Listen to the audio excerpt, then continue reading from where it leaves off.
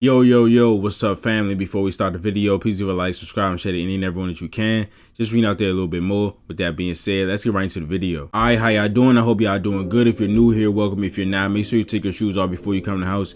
And the Celtics defense, a saying as old as time, defense wins championships. And the Celtics defense in this series really won them a championship. They had spells where they were cold. They only shot about 34% from three in this series, but their defense kept them afloat. The Mavericks only averaged 99 points for this NBA Finals series, and that number is inflated with that 122-point outlier that the Mavericks had in Game 4. They also averaged 16.8 assists in this Finals. They averaged 25 in the regular season and had 21 plus in each Western Conference series. And we saw this in Game 1 where Luka Doncic only had 1 assist, and it was a lot to do with the game plan that the Celtics employed of making guys like PJ Washington shoot areas on the court where he's not as comfortable at. In the playoffs, he was really good in the corner, but those above the break threes and those wing threes, he just was not as good at. And when Luka Doncic or Kyrie Irving, they run that pick and roll, and guys like Derrick Jones Jr., PJ Washington, or Josh Green, or Kleber pop, the Celtics would just leave them and make sure that there was a crowd or at least 2 people around the pick and roll handler. So here,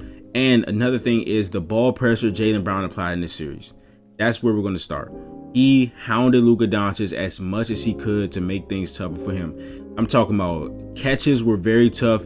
Sometimes he took Luka Doncic out to play with his ball denial. Sometimes he's just like, all right, I don't want the ball no more. I ain't gonna move off ball. Like he did that to Luka Doncic on some possessions, and his passion and his willingness to be somebody that defends the opposing team's best player as hard as it is to guard Luka Doncic is something that's really valuable for the team. So here again, we got Derrick Jones Jr. bringing the ball up, one of their first offensive possessions, and right off the break, you'll see Jaylen Brown face guarding Luka Doncic, right? Trying to make everything tough for him. The ball almost goes out of bounds because of the ball denial, and the pressure by Jaylen Brown has him all the way out to half court and forces a tough step back 3.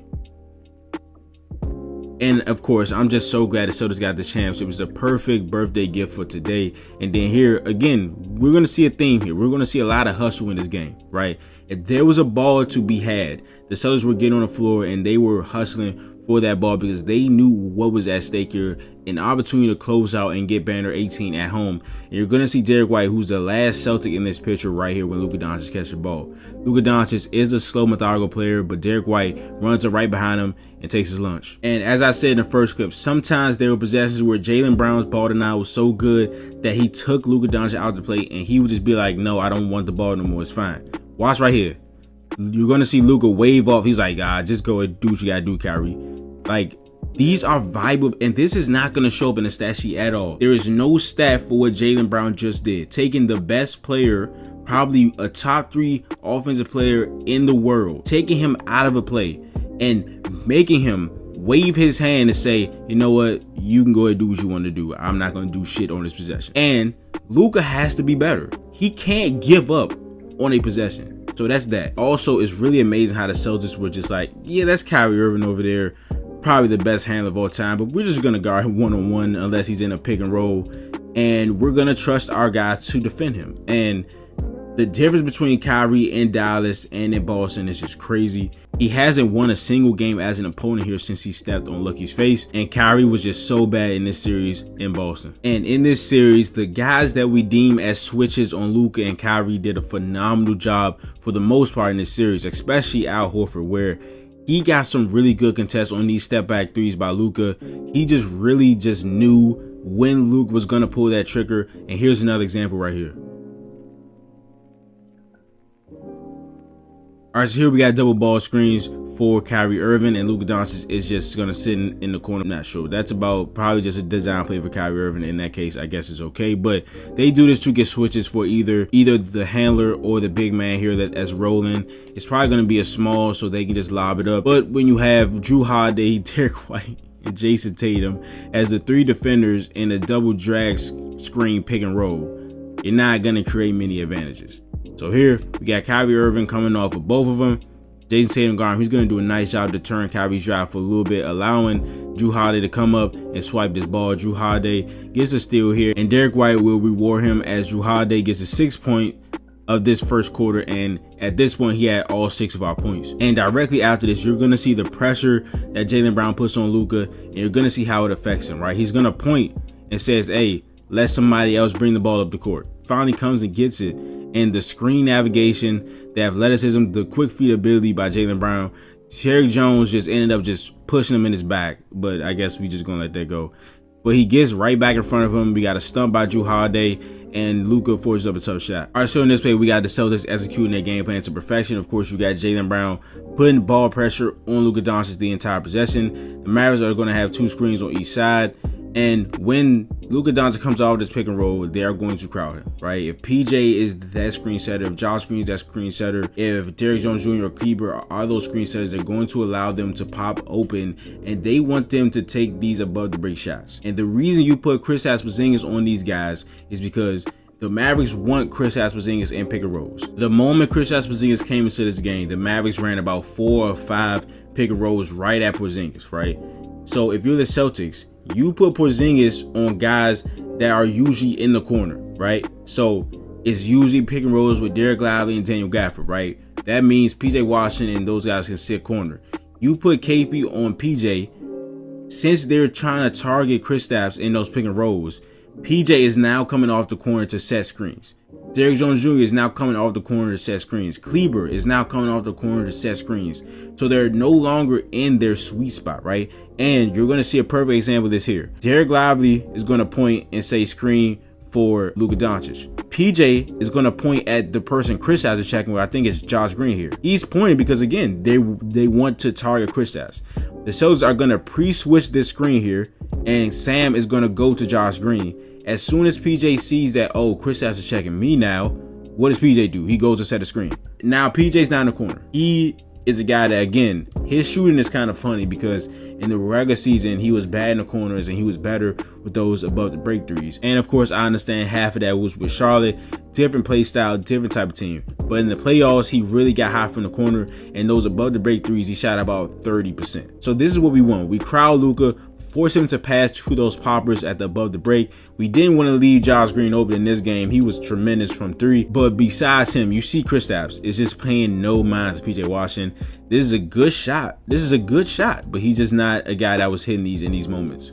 This video is brought to you by PrizePicks. PrizePicks is America's #1 fantasy sports app with more than 5 million members. It is the most fun and exciting way to get in on the action while you watch your favorite sports and players. You just pick more or less on 2 or more player stats for a shot to win up to 100 times your cash. Download the app today and use code CLNS for a first deposit match up to $100. With PrizePicks, you could turn $10 into $1,000 in a single game watching your favorite sports this summer. You can make a PrizePicks lineup in as little as 60 seconds. You just need to pick more or less on 2 to 6 player stats projections and you're locked in. When the finals are over, the hoops action doesn't stop on PrizePicks. Women's basketball is just getting started with young stars like Caitlin Clark and Angel Reese looking to make names for themselves alongside greats like Breonna Stewart and Aja Wilson. You could win up to 100 times your cash watching them ball out. I've been using PrizePicks for about 2 years and have won a pretty penny in that span, mostly doing basketball and football. Once again, download the app today and use the code CLNS for a first deposit match up to $100. Pick more, pick less. It's that easy. All right, so here we got a deflection for Sam Howell. He plays so good. Some say he might deserve a video.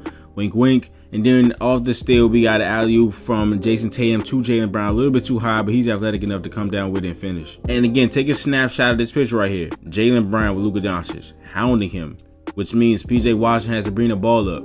A less talented handler, of course, than Luka Doncic. So what does that mean? Tatum rips him and goes down and gets an easy bucket.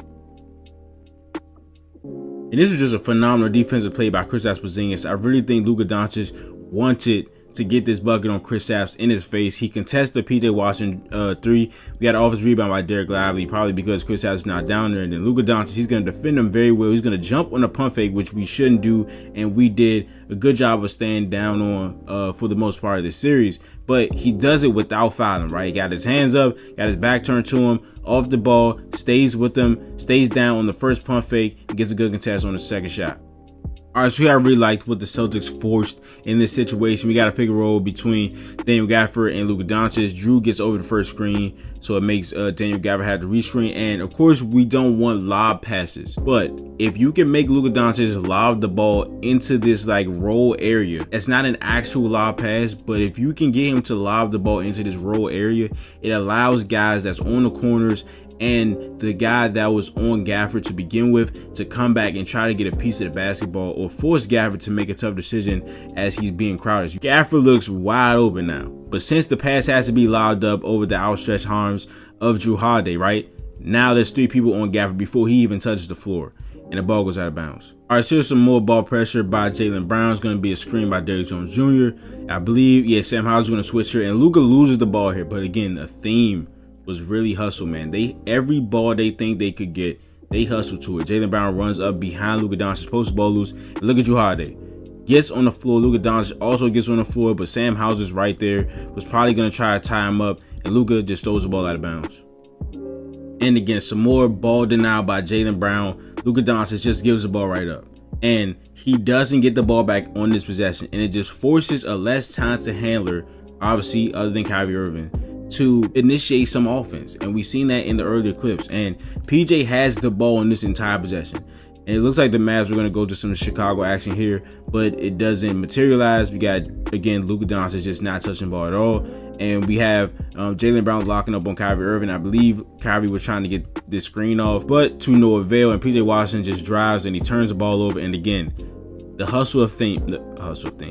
theme of hustling in this game. When there was a ball to be had, a loose ball, the Celtics were diving on the floor. They were rushing to it. They knew what was at stake in this game. And it caused Derrick White a couple of his team. Do y'all remember when Joel Embiid stepped on Grant Williams' face? Like, that's what this reminded me of. And again, it's just, he was hustling. He saw a ball on the floor. He dove. It was just unfortunate that Derek Lively had to land on him. But again, not just Derek White, Al Horford, old man, stop, drop, and roll. Look at that. Grabbed the ball, roll, and got it out to Jaylen Brown. Phenomenal play by Derek White and Al Horford, and Jaylen Brown with the finish. And I also just wanted to point out how they just didn't want Luka Doncic to do anything in this game. There was a play, I think, in game 1 where they ran some sort of like pin down action for Luka Doncic, and he got a wide open 3. And everybody was just pointing at Luka. They didn't let that happen again. So in this way, you're going to see Luka is here at this block. He's going to receive a screen from Derek Lively, or kind of a screen. And look at how many people are just making sure Luka does nothing. You got Jaylen Brown and Al Horford on him. You got Jrue Holiday pointing, making sure everybody's in the right place. And again, the one-on-one defense on Kyrie Irving just to defend him and to have the game plan of just defend Kyrie Irving 1v1. We have the defenders to do this, even though he's probably the greatest handler of all time. Derek White and Jrue Holiday, you guys can do this. And he makes a nice move on Derek White, but he comes back and gets a nice contest and forces the miss. All right, so it looked like Josh Green was trying to get the ball somehow to Luka Doncic, but again, the ball pressure, the ball denial by Jaylen Brown, not letting him get the ball, forces somebody else to go and try to create something. Wait, did Josh Green just... Bro, this carry is crazy. Okay. Josh Green drives on Jason Tatum and he gets his dunk blocked. All right, so we got a pick and roll between Luka Doncic and Derek Lively. Tatum's gonna do a nice job, but Luka ultimately ends up hitting space and a jumper that he's hit a lot in this series. So this is something that he can hit for sure, but it's not this play. The offensive rebound by Derek Lively just kind of throws our old Dominican King down. I don't know what that's about, but Derek White being able to do this again. I said it in a previous video. Every time he blocks a shot, they say he's the best shot blocking guard in the NBA. We got to take that label off of guard, bro. He's one of the best shot blockers in this league, and it is because of his height and his ability to do these things at his height, go up and challenge against a guy in Lively who's already dunked on him. And it is just so much more impressive at 6'4", 6'5". Just his ability to go up with that wingspan and get there, use his explosiveness, his reaction time, and just not caring. Like, Derek Lively has already dunked on him in this series. He does not care. He will challenge everything from anybody, and he's not scared to put his nose in the dirt. And again, perfect game plan here. We're going to see some ball pressure by Jrue Holiday on Luka Doncic. The pick and roll is between him and Derrick Jones Jr. What are the Celtics going to do? They're going to crowd Luka Doncic, put 2 on him out of the pick and roll, force that popper. Again, if it's Derrick Jones, PJ Washington, Josh Green, and Magic Cleaver, they're going to leave the popper open above the break. They're going to make them shoot these shots, and the Mavericks did not hit enough in this series. And here we just got some great individual defense by Kristaps Porzingis, moving his feet on that hurt ankle on the drive by Derrick Jones Jr. And here we're going to see the game plan. Got some pressure on Luka Doncic in the backcourt. He's going to do a pick and roll with Josh Green. They sent to Adam, forced him to make a quick decision, and Jaylen Brown steals the pass. And again, we talked about this in previous clips, how Al Horford just somehow, he just knew his reaction time was super great on these contests against Luka Doncic. He just knew when he was about to pull those threes, and he always got good contests and forced a harder shot for Luka Doncic as he contests another one and he misses it. And for this last play, I just liked how the Celtics played this flare screen action by Kyrie Irving and Tim Hardaway Jr. Non-verbal communication. This positioning here by Jrue Holiday is a clear indication that he's staying on Kyrie Irving. He's playing over top of Kyrie right here, so that means Derek White is going to realize that, hey, I got Tim Hardaway now, and he gets to stay right here. But that is the video. If you enjoyed it, please leave a like, subscribe, and share it in everyone that you can. Just read out there a little bit more, and I will see you guys in the next video. But this is Nick. Peace.